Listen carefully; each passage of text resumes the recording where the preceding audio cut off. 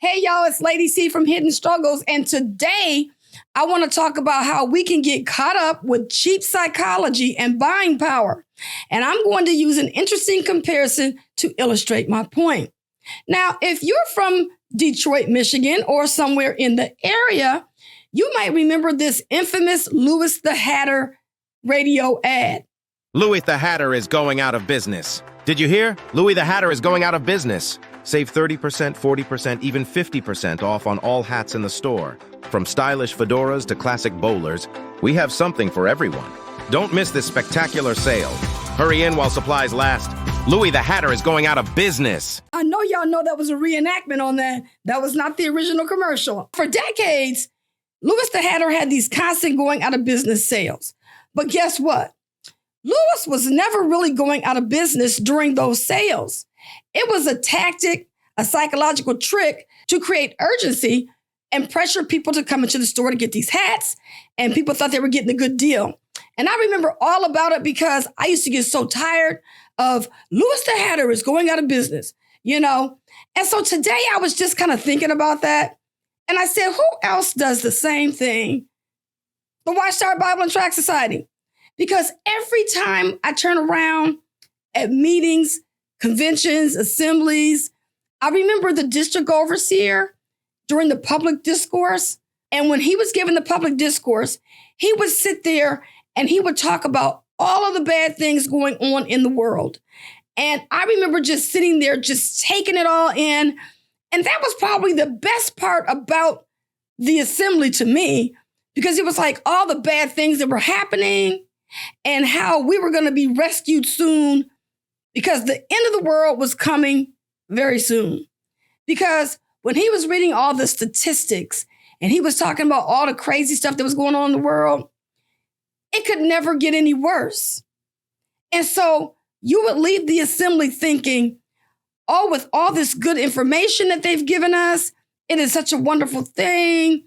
I can't believe that we're in this wonderful life-saving organization that's going to preserve our lives and all of that kind of stuff. And so from year in to year out, this is all they talk about. The end of the world is coming soon. It's around the corner. It's in the corner. It's at the corner. And even when the governing body, a couple years ago. We're living in the final part of the last days, undoubtedly the final part of the last days. So they're just like Louis the Hatter. Now, it's the funny thing about Louis the Hatter is at least he finally went out of business. Now, let me just say this. I didn't want to do this video and say that Louis the Hatter had gone out of business. So I decided to call this other hat store because I didn't know if this other hat store had changed their name to Henry the Hatter instead of Louis the Hatter. Okay, y'all, I'm calling Louis the Hatter because I want to find out if they're still in business. Hello, Henry Hatter. Is this Henry the Hatter? Yes, it is. Did you guys used to be called Louis the Hatter? No, that was a totally different place. Because remember when they were always going out of business? Yeah, they went out of business. In the early 90s. So you see, Louis the Hatter really did go out of business. But the good thing about it is nobody had to plan their future around Louis the Hatter going out of business. The way the Watchtower has its members, oops, my bad, they're individuals making life decisions about their going out of business sale, okay? Because when you really think about it, that's all it is a gimmick. What does the Watchtower do? They try to find the worst things that's happening in the world, and then they start creating all of this rhetoric around all these bad things that's happening. They use a few Bible verses to show you why it's important that you follow them. And if you go to jw.org, you're always going to find one of the latest things happening in the world. Like recently, they had one about the political situation and how bad it is. And of course, what does the Bible have to say? That's all they ever do is they find the worst thing happening in the world. They try to show you that mankind wants to fix it. But then their last statement is, what does the Bible have to say?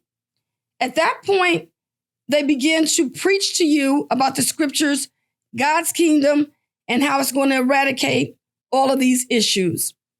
And this is how they really keep a captive audience. When Louis the Hatter kept talking about they were going out of business, there were a group of people, I'm sure a whole lot of people, that realized after a while that, of course, Louis the Hatter was not going out of business.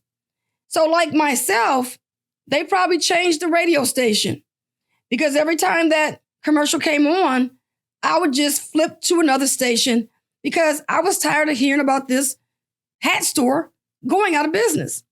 Okay? The other people would be like, maybe still trying to go down there to get the sale. Oh, let me go down there and see what they got on sale today, because maybe that's what they were into, getting a good sale. Even though they probably realized, hey, look, they're not really going out of business, but they might have some good sales today. And then you have that group of people that may be new to the area. They may not be listening to the radio as much as other people do. And this might be their first time hearing about this going out of business sale, right? Okay.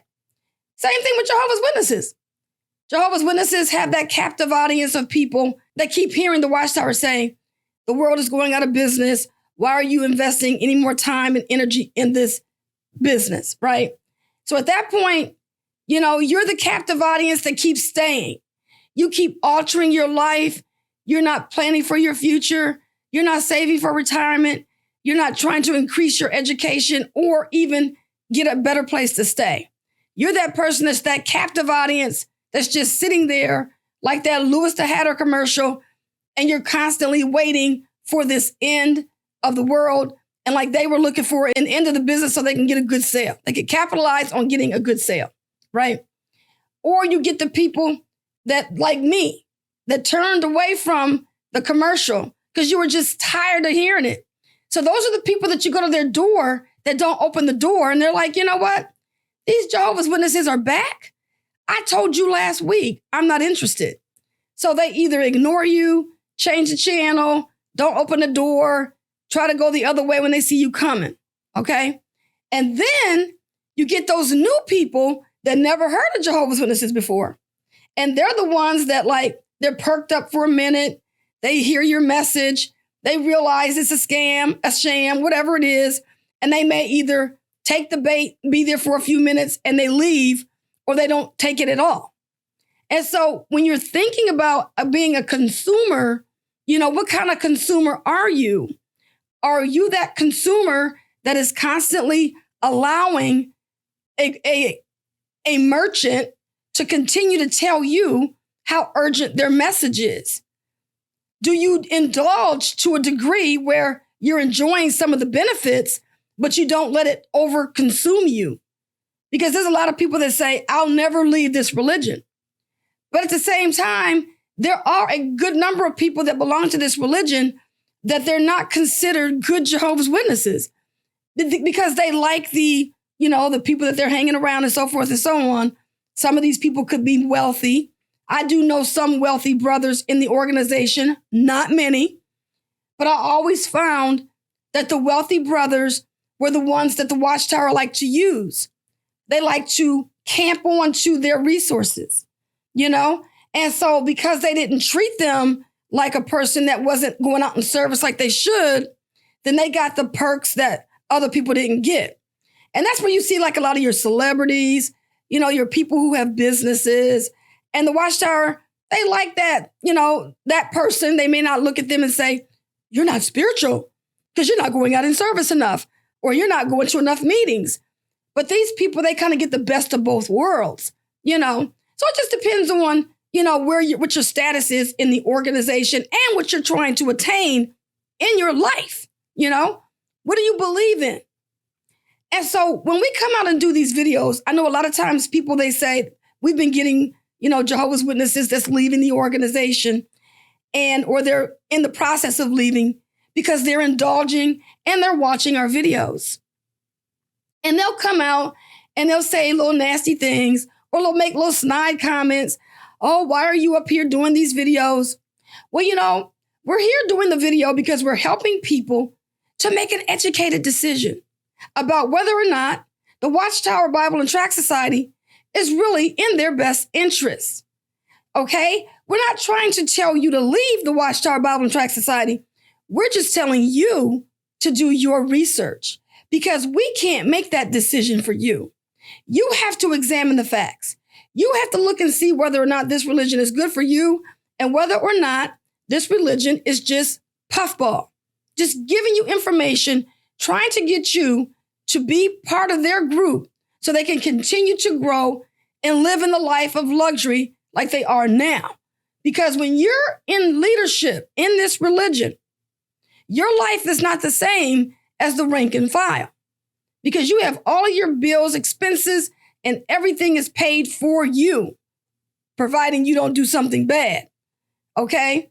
Even when Anthony Morris was no longer a member of the governing body, they even bought him a house. So you can see how the people at the top are always going to do better than the rank and file. So anyway, just like Louis the Hatter was always going out of business and finally went out of business, I know a lot of people are looking for the Watchtower Bible and Tract Society to do the same. Whether that happens or not remains to be seen, but you can make your decision whether or not you want to continue supporting this organization. This has been Lady C. I hope that you enjoyed this presentation. Give me a thumbs up, like and subscribe, and I'll see you on the next episode.